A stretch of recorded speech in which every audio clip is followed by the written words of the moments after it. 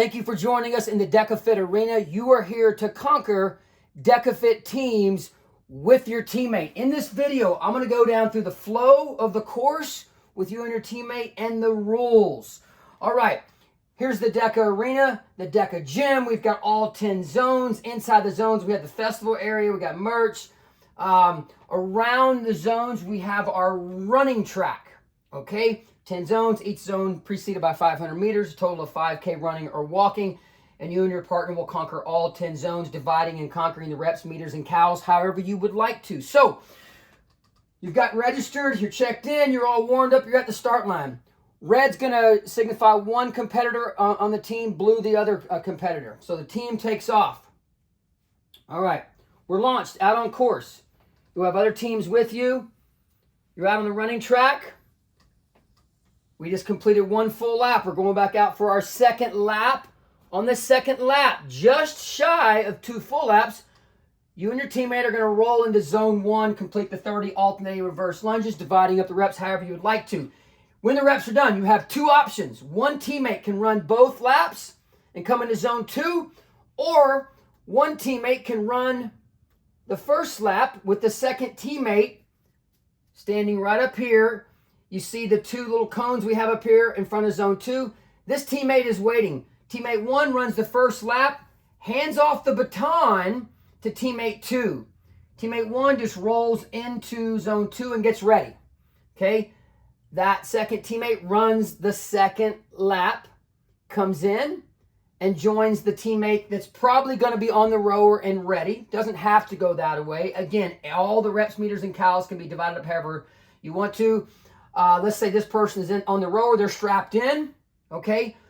Before work can begin, before a run takes place, before zone work takes place, when a zone is finished and the next run happens, any transition, there must be skin contact before work begins. You can slap your partner on the shoulder, slap high five, skin contact. So again, that second teammate that ran the second lap, they're going to run in. This person's on the rower, they're all strapped in, slap the back, slap a high five, that person can begin rowing. When the rowing is finished, okay, again, you have 2 options. One teammate can run both laps and come into zone 3, or again, one teammate can run the first lap, that teammate would be up, the second teammate would be up here, baton handoff, going to take the second lap, come in, skin contact, and then either of the teammates can start the work in zone 3, okay? That process continues. Again, depending on what type of team you have. Maybe you have one really strong runner and you have one really strong zone athlete. Well, in that case, keeping in mind the first 500-meter run prior to zone 1 and the last run prior to zone 10 must be done together. But these middle runs that come before zones 2 through 9, those middle 8 runs, you're going to have the option for a teammate to run both laps, or you and your teammate can split those laps up. The exchange zone is always going to be out here. You see 1, 2, 3, 4, 5, 6, 7, 8 exchange zones. That's where the baton would be passed off. Again, that's set up when one person's running the first lap, one person is running the second lap. Okay, always, let's talk about when you get in the zone.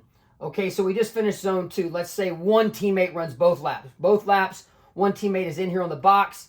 Okay, when you come into any zone, the skin contact happens, and one of your teammates is completing the work inside a zone. The other teammate needs to stay right there with them, not migrating over by the entrance and exit, okay? Very, very important, because that's you're going to have some people smashing into each other. You have people going very fast, flying into the zones, flying out of the zones. So make sure you stand with your baton that's going to have the timing chip on it, standing right by your partner that's doing the work. You'll have a judge counting the reps, monitoring the reps or the meters and the cows. A couple basic rules. Zone 8, the dead ball yoke overs. You are not allowed to pass the ball back and forth. Let's say you want to do the first 10 reps, your partner wants to do the last 10 reps. That's a very common split. I'm going to do the first 8. I take the ball over the yoke. I have to go around the yoke, pick up the ball, and go back and forth like that. going around the yoke counts as the rep. So that's very important. You cannot just pass the ball back and forth. In zone 9, the sled push-pull times 5.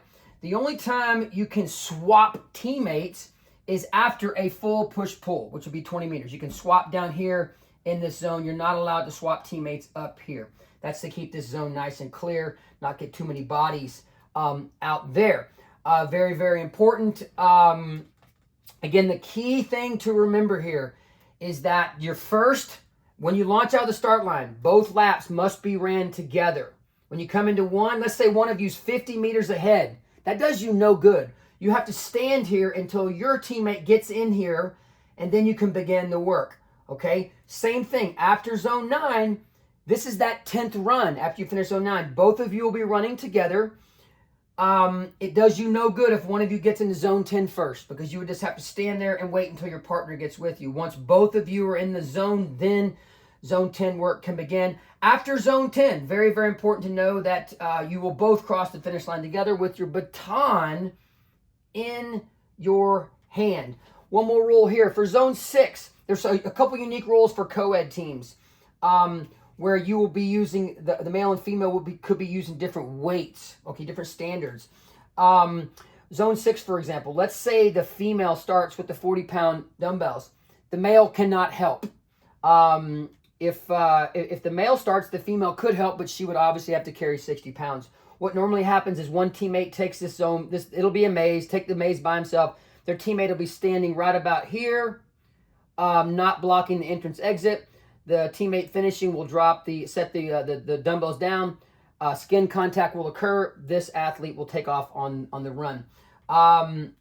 Zone 9, again for a co-ed team, after the push-pull, if you want to swap down in this zone, down in here, the team is responsible for switching the resistance of the sled back and forth, male to female to male, and the judge will monitor that. If there's let's take zone 4, for example, or in any zone where there's a work area, there's a mat here, or a mat here, or a mat here.